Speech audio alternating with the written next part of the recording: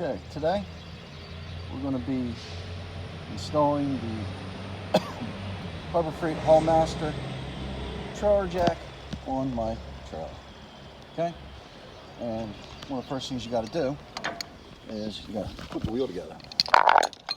Okay, it's an 18mm wrench.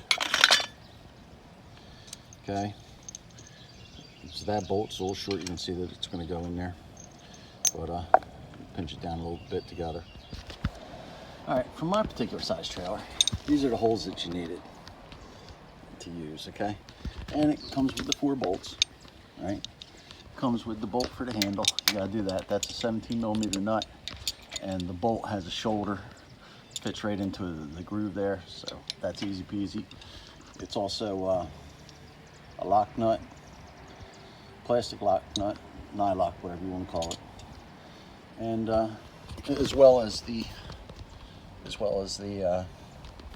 wheel there. Now I did have to pinch the wheel a little bit together so the nut would go on, and it's pretty easy. You know, you just want to make sure that you have enough room so that when it swings up, it doesn't hit your trailer right there. You know what I mean? You want it to clear that. You want it to swing back this way. Okay, and it's easy peasy as far as working. It just goes up and down. Works pretty nice. It was only around $30, and it's going to do.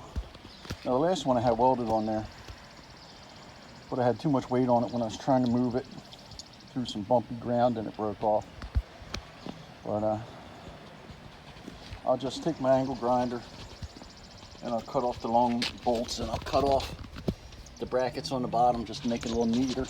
Paint the thing black and I'll be done. There it is.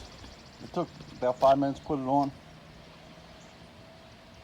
If you have a trailer and you don't have one of these, and you got $30 in a half an hour, you're going to do good. The last one I had lasted for years. But anyway, there it is.